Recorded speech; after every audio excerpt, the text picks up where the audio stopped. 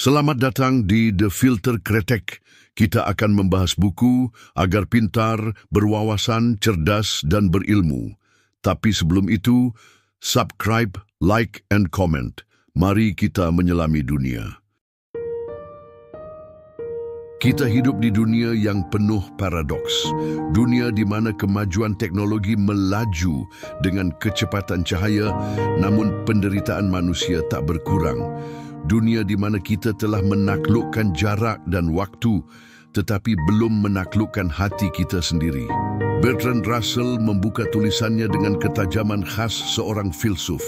Apa arti dunia yang kita hidupi jika kita tak memahami tempat kita di dalamnya? Russell mengajak kita untuk tidak hanya melihat dunia sebagaimana adanya, tetapi juga menanyakan, mengapa ia menjadi seperti ini? Dalam refleksi panjang ini, ia tidak menawarkan dogma, tapi pertanyaan-pertanyaan yang menggugah. Ia mengupas dunia bukan hanya dalam artian geografis atau ilmiah, tetapi dunia sebagai ruang keberadaan manusia dengan segala absurditas, pencarian makna, dan ilusi yang menyelimutinya.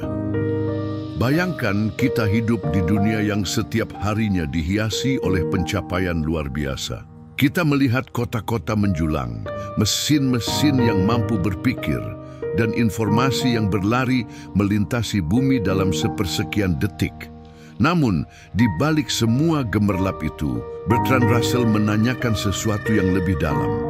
Mengapa, meskipun kita hidup dalam masa keemasan teknologi, kita tetap dihantui oleh rasa takut yang begitu mendalam?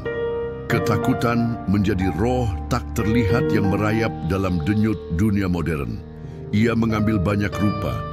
Ketakutan akan perang yang bisa meledak kapan saja. Ketakutan akan kehancuran ekologi.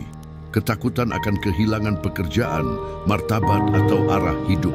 Namun, ada bentuk ketakutan yang bahkan lebih subtil dan menghantui. Ketakutan akan kekosongan makna. Russell menyadari bahwa manusia abad ke-20 dan terlebih lagi manusia kini hidup dalam dunia yang telah kehilangan jantung metafisisnya. Di masa lampau, kehidupan dibingkai oleh sistem kepercayaan yang memberi makna, arah, dan tujuan. Tapi dalam dunia modern yang sekular, sebelum lanjut, don't forget to comment, like, and subscribe. Dan serba cepat ini, banyak yang merasa tercerabut dari akar eksistensial mereka. Apa gunanya pengetahuan jika ia hanya membawa kita pada pemahaman akan keterbatasan dan absurditas keberadaan?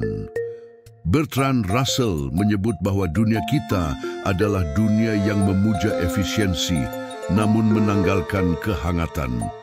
Kita menciptakan alat untuk mempercepat segalanya, komunikasi, transportasi, bahkan hubungan. Namun kita lambat dalam merawat batin. Ia menulis bahwa dunia modern dalam kemajuannya juga sedang menciptakan jenis kesepian baru. Kesepian dalam keramaian, kehampaan di tengah kemudahan.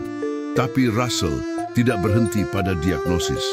Ia adalah filsuf yang meskipun sangat sadar akan kerapuhan manusia, tetap percaya bahwa ada harapan. Dalam salah satu bagian paling menyentuh dari pemikirannya, ia menulis, kita hidup dalam ketakutan bukan karena dunia terlalu besar, tapi karena hati kita terlalu sempit untuk menampung harapannya. Ia mengajak kita untuk mengembalikan harapan sebagai daya gerak peradaban. Namun bukan harapan buta, melainkan harapan yang lahir dari keberanian berpikir dan keberanian mencinta. Harapan yang tumbuh dari pengakuan jujur atas kekacauan dunia, namun tidak menyerah padanya. Russell percaya bahwa untuk mengatasi ketakutan dunia modern, manusia harus melatih diri untuk berpikir secara rasional dan merasa secara mendalam. Ketakutan seringkali berakar dari ketidaktahuan dan kesendirian, dan keduanya bisa dilampaui jika manusia berani membangun jembatan pengetahuan dan jembatan kasih. Ia melihat bahwa dunia hanya bisa lebih baik jika manusia mulai menciptakan ruang untuk dialog, pendidikan yang membebaskan, dan solidaritas antar manusia. Dalam dunia yang dipenuhi propaganda dan kebisingan politik, Russell menekankan pentingnya berpikir kritis dan hati yang terbuka. Ia memperingatkan bahwa ketakutan akan terus dimanfaatkan oleh mereka yang ingin berkuasa, kecuali manusia belajar melawan dengan cahaya akal dan empati. Dunia modern bukanlah kutukan, namun juga bukan surga. Ia adalah ladang subur, di mana benih ketakutan dan benih harapan bisa tumbuh. Pilihan benih mana yang disiram tergantung pada kita.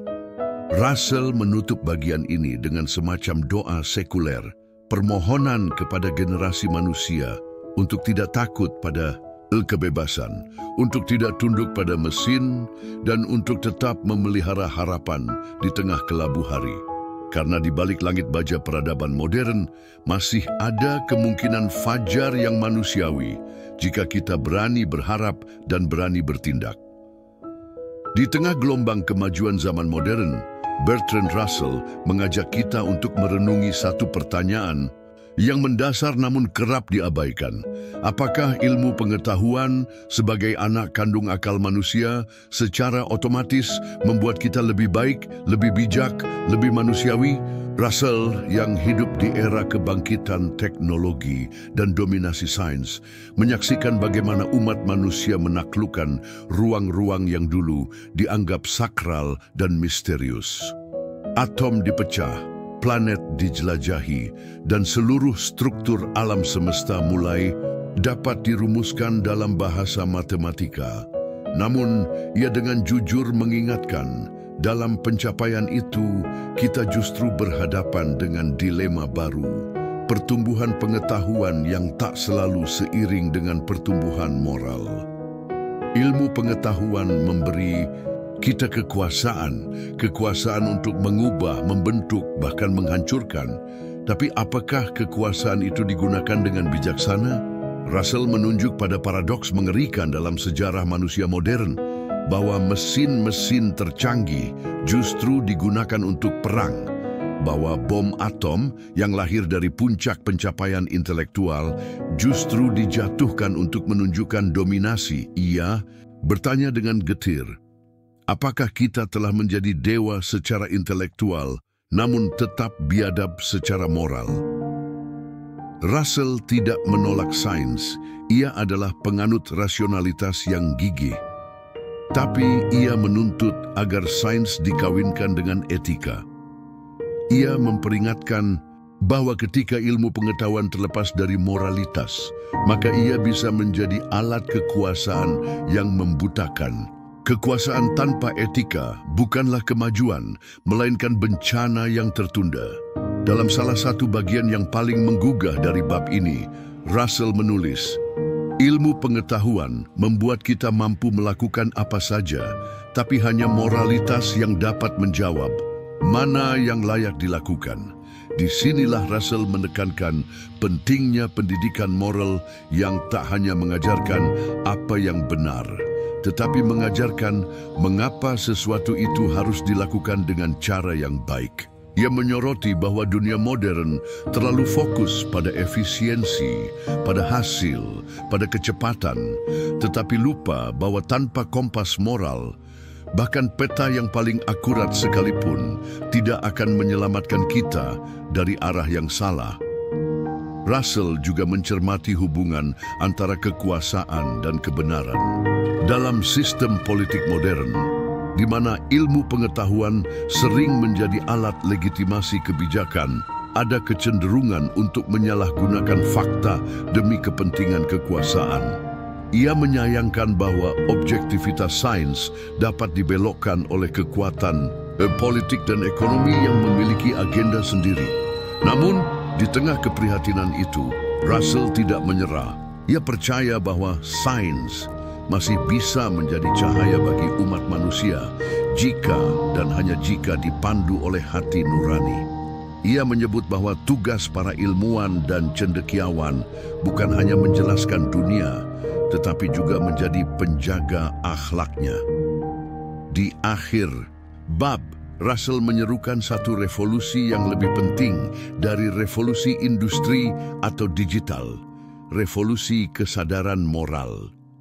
Bagi Russell, manusia modern harus belajar untuk merasa secepat ia belajar berpikir.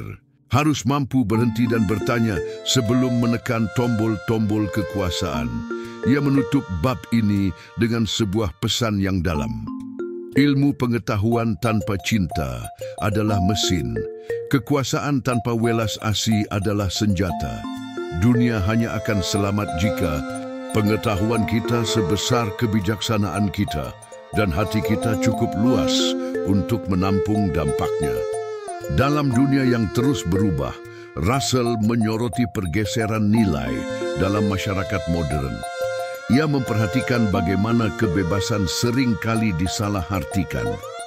Kebebasan, kata Russell, bukanlah kebebasan untuk menindas yang lemah, melainkan kebebasan untuk berkembang tanpa rasa takut. Kebebasan yang bermakna adalah kebebasan yang disertai tanggung jawab sosial.